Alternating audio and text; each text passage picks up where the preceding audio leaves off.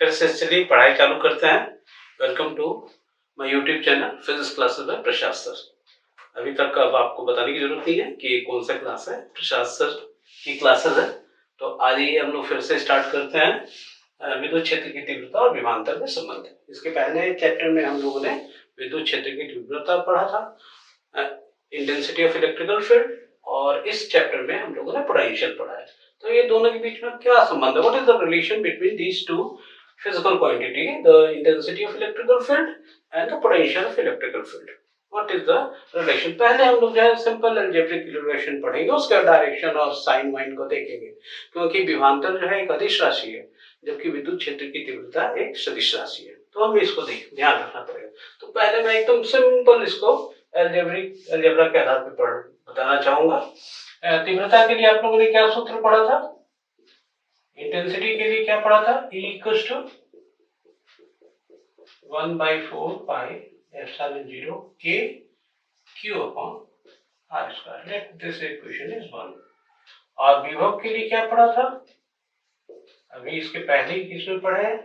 V equals to 1/4 pi epsilon 0 K Q upon R square R। अब multiply this equation by R। समीकरण एक को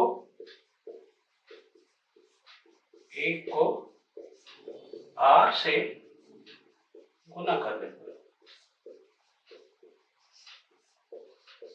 क्या प्राप्त होगा हमको?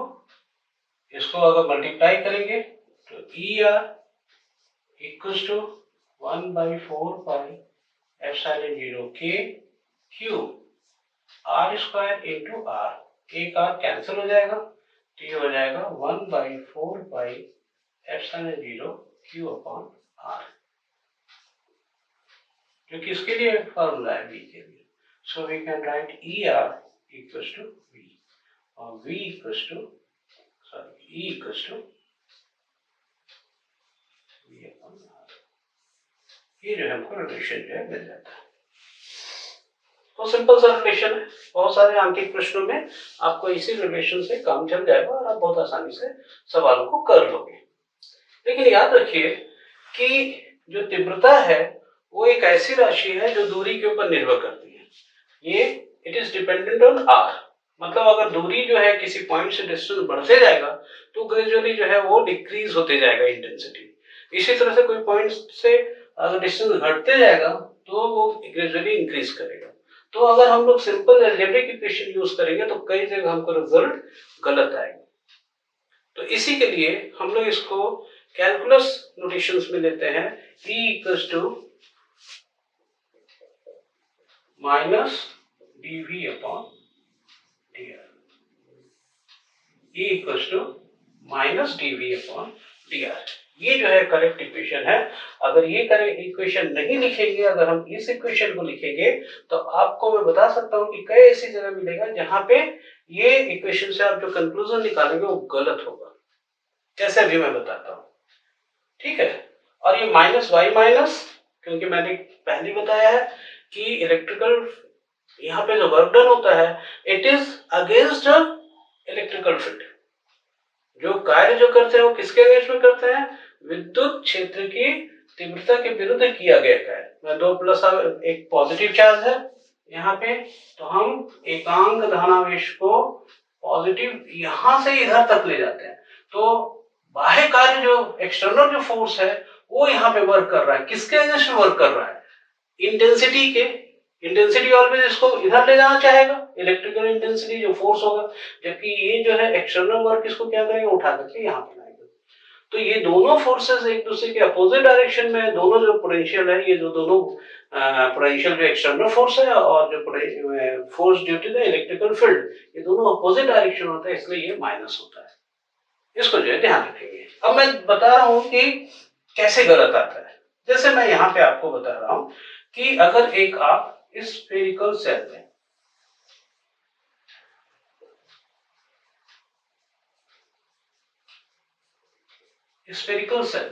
आप सभी को पता है इसका रेडियस r है। आप सभी को पता है कि स्फेरिकल सेल के अंदर जो इंटेंसिटी होता है E equals to always 0। E equals to 0।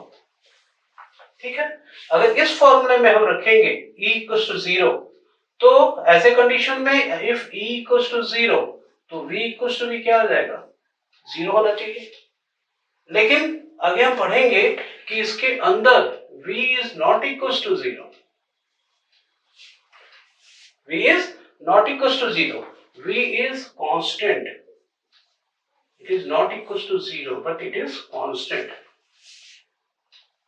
तो ये जो निष्कर्ष है, ये जो फॉर्मूला इसे गलत निकलता है, जबकि अगर इसको हम देखेंगे तो इससे जो है सही निकलेगा। कैसे, बहुत सिंपल है, देखिए dv इक्वल्स टू क्या लिख सकते हैं, E इंटू डी आर, इसको भी इंटीग्रेट कीजिए, इसको भी इंटीग्रेट कीजिए, dv इक्वल्स टू मान लो E, इफ अंदर में इंटेंसिटी कितना है, it is 0 into dr and the integration of 0, अगर आप 0 को इंटीग्रेट करेंगे तो 0 नहीं आएगा, ये क्या आता है, v इक्वल्स टू, ये कांस्टेंट आता है। मैथ्स वाले जो स्टूडेंट है ये अच्छे से जानते हैं, ये कांस्टेंट आता है, इट इज नॉट 0। तो अंदर में अगर इंटेंसिटी 0 होगा लेकिन पोटेंशियल 0 नहीं होगा, इट मस्ट बी कांस्टेंट। और आगे हम लोग पढ़ें क्या कितना होगा, जितना इसके सरफेस, अभी इक्विपोटेंशियल सरफेस पढ़ेंगे तो आपको समझ में आएगा कि जितने इसके सरफेस पे है हर एक बिंदु के ऊपर जो है जो इंटेंसिटी होगा वो सॉरी पोटेंशियल होगा, जितना इसके सरफेस पे होगा उस उतना ही पोटेंशियल जो है अंदर के प्रत्येक बिंदु के ऊपर होगा। इसलिए हम नहीं कह सकते हैं कि ये रिलेशन अगर लिखेंगे तो सिंपल मैथमेटिकल क्वेश्चंस के लिए सही होगा, लेकिन बहुत ज्यादा जो इस रिलेशन से आपको गलत कंक्लूजन निकलेगा। इसलिए हम लोग इस रिलेशन को, जो कैलकुलस का जो रिलेशन है, इसको जो है हम लोग पढ़ेंगे। आप लोगों को मैंने बताया कि क्यों यहाँ पे माइनस लेते हैं और क्यों इस फॉर्मूले को लेते हैं, ये चीज जो है मैंने आपको बताया। तो आशा है आपको समझ में आ गया होगा।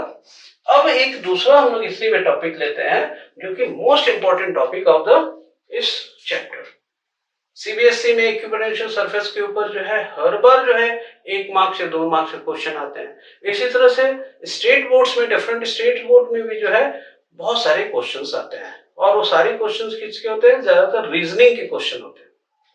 तो मैं आपको यहाँ पे बताना चाहूंगा कि रीजनिंग के equipotential surface, what is equipotential surface और हाउ इट वर्क, इसके प्रॉपर्टीज क्या क्या है, उन प्रॉपर्टीज को हम कैसे प्रूफ करेंगे, ये सारी चीज जो है अभी हम लोग पढ़ेंगे। मैं इसको मिटा दे रहा हूं, फिर हम लोग इक्विपोटेंशियल सरफेस को पढ़ेंगे। हिंदी में कहेंगे सम विभव पृष्ठ, इक्विपोटेंशियल सरफेस या सम विभव पृष्ठ। ठीक है, जैसे नाम से ही पता चल रहा है आपको, ऐसा पृष्ठ जिसके प्रत्येक बिंदु पर विभव समान।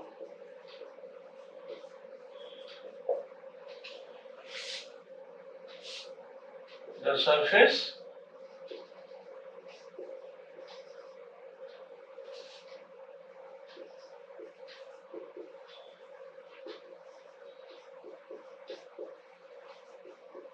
potential is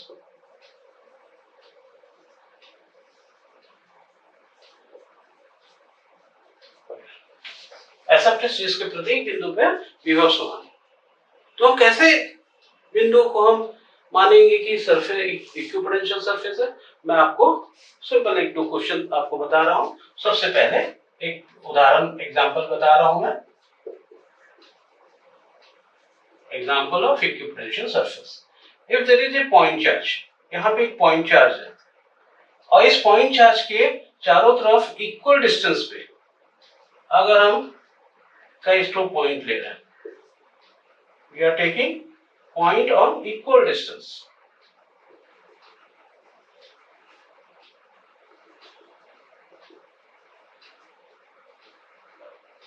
V1, V2, V3, V4, ये सारे पॉइंट ले रहे हैं। तो ये सभी पॉइंट पे पोटेंशियल कितना होगा हम जानेंगे। V1 must be equals to V2, that is equals to V3 equals to V4, and that is equals to 1 by 4 pi epsilon 0 K Q upon R। इसको मान लो हम K Q upon R अब लिखेंगे, ठीक है, लिखने में सुविधा होगा इसलिए K is 1 by 4 pi epsilon 0 K। तो इस पॉइंट पे भी इतना ही है, इस पॉइंट पे भी इतना ही है, इस पॉइंट पे भी इतना ही है, इस पॉइंट पे भी इतना ही है। तो ऐसे कंडीशन में ये स्फेरिकल सरफेस जो होगा वो क्या होगा, at where the charge is at the centre, it is a equipotential surface. ये सरफेस कैसा होगा, एक इक्विपोटेंशियल सरफेस होगा। नाउ अब देखिए, अगर जो है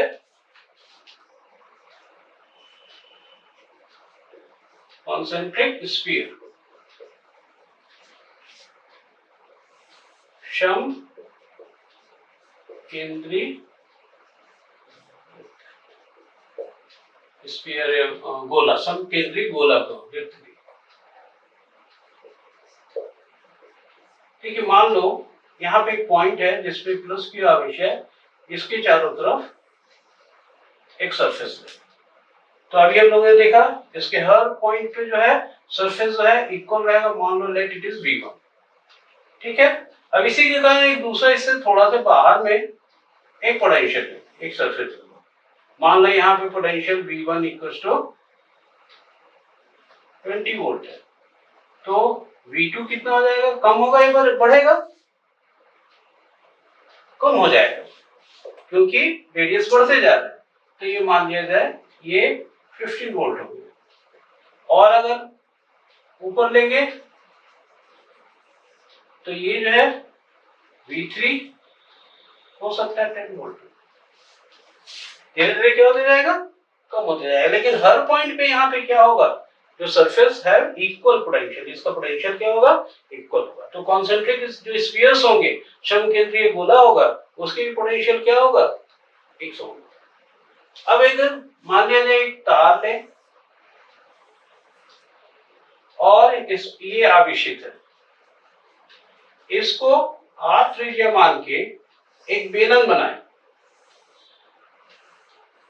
तो ऐसे जितने भी बेलन होगा, क्योंकि ये सब इक्वल डिस्टेंस पे है, इसलिए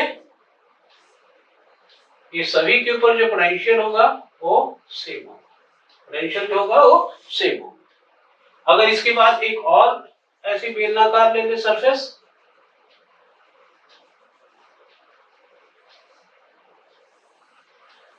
तो इसके ऊपर मान लो V1 है तो इसके ऊपर V2 होगा। V1 is greater than V2, but V2 हर जगह जो है सेम। तो ऐसे भी स्फीयर को क्या कहेंगे हम लोग, equipotential. These are some example of equipotential surface. अभी इसके पहले मैंने बताया था कि अगर एक डाइपोल हो, अगर एक मेटेलिक सरफेस है, इसके हर एक पॉइंट पे जो है पोटेंशियल जो है, ये ऐसा मेटेलिक सरफेस है, प्लेट है, जैसे ये हमारा बोर्ड है, तो बोर्ड को अगर हम चार्ज कर देंगे तो इसके भी हर एक पॉइंट पे जो है, अगर मेटल का है तो इसके हर पॉइंट पे जो है पोटेंशियल जो है सेम होगा। तो ऐसे कोई भी जो है सरफेस होगा, ऐसे 3 डायमेंशन बेसिकली 3 डायमेंशन सरफेस अगर होगा, तो इसको जो सरफेस के हर पॉइंट पे पोटेंशियल सेम होगा, so we call it equipotential surface. Clear है? अब हम लोग देखेंगे कि what are the properties of equipotential surface. Properties of equipotential, समविभव पृष्ठ के क्या क्या गुण। सबसे पहले तो नाम से ही है कि समविभव पृष्ठ के प्रत्येक बिंदु पर विभव समान होता है। Potential at each point on a equipotential surface is always same. Her point पे जो है पोटेंशियल जो है सेम होगा। ये तो हम लोग इस ये पॉइंट है A और ये पॉइंट है B, तो दोनों पॉइंट पे यहाँ पे V1 है, यहाँ पे V2 है, तो V1 is always equals to V2, potential जो है सेम होगा। ये तो हम लोग पहले देख चुके हैं क्यों सेम होगा? वो कोई ना कोई जो चार्ज होता है उससे इक्वल डिस्टेंस पे रहता है, इसलिए जो है ये पोटेंशियल जो है मस्ट बी सेम। दूसरा बहुत इंपॉर्टेंट, ये क्वेश्चन, इसके ऊपर बहुत सारे क्वेश्चन आते हैं। सम विभव पृष्ठ पर किसी आवेश को एक स्थान से दूसरे स्थान तक ले जाने में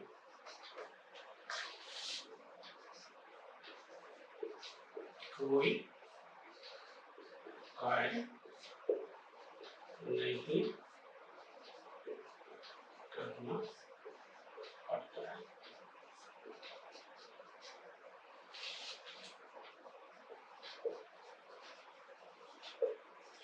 वर्क डन इज 0। कोई भी आवेश को, अगर एक ये समविभव पृष्ठ है जिसको V1 से V2 आप ये पॉइंट A से पॉइंट B तक ले जा रहे हैं, तो ले जाने में जो वर्क डन होगा that should be always 0। Why it is 0? We can prove in many ways. हम लोग इसको कई तरीके से प्रूव कर सकते हैं। देखो बहुत सिंपल है, हम लोगों ने पढ़ा था VA minus VB equals to work done by external force upon charge. इसको सिंपल लिख रहे हैं W upon Q, it should be sufficient. ठीक है, अब इक्विपोटेंशियल सरफेस में क्या होगा? VA equals to VB means VA minus VB equals to 0.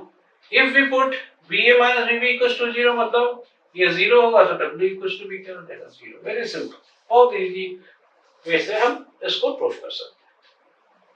ठीक है, दूसरे तरीके से भी देखिए मैं प्रूफ कर सकता हूँ।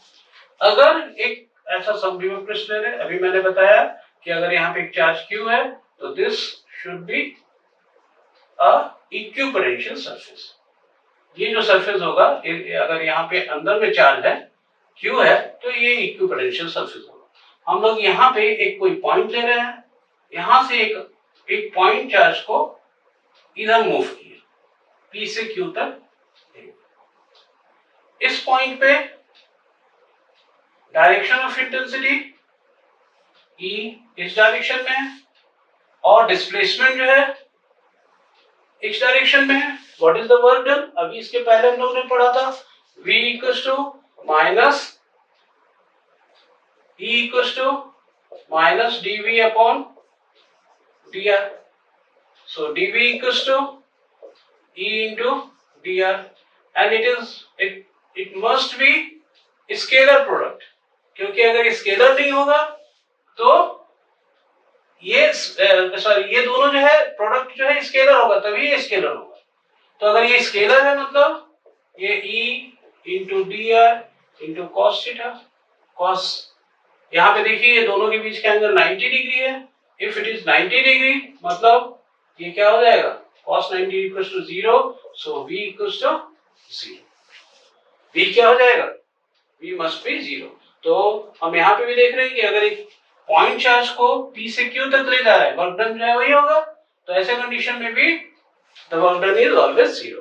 अब ऐसा कोई भी सरफेस लेंगे तो उसको एक पॉइंट से दूसरे पॉइंट तक ले जाने में जो वर्क डन होगा वो क्या हो जाएगा?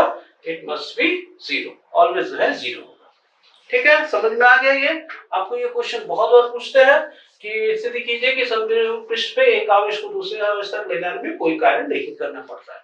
ये क्वेश्चन जो है बहुत बार पूछता है। विद्युतीय बलरेखा लंबवत निकलती है। विद्युत क्षेत्र की दिशा समविभव पृष्ठ के सदैव लंबवत होता है।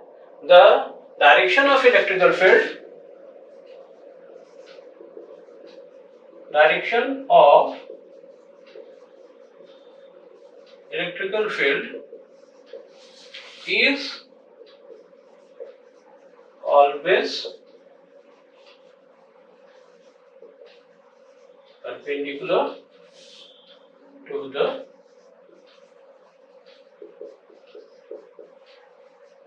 potential surface.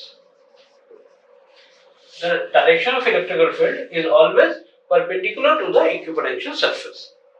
अब खाली बोल देने से तो चलेगा नहीं, मैंने बोल दिया इसलिए आप मान लिए, ऐसा तो चलेगा नहीं, हर चीज को हमें प्रूफ करना पड़ता है। तो प्रूफ कैसे करेंगे, ठीक है, फिर से देखते हैं हम लोग। ये मान लिया जाए एक समविभव पृष्ठ,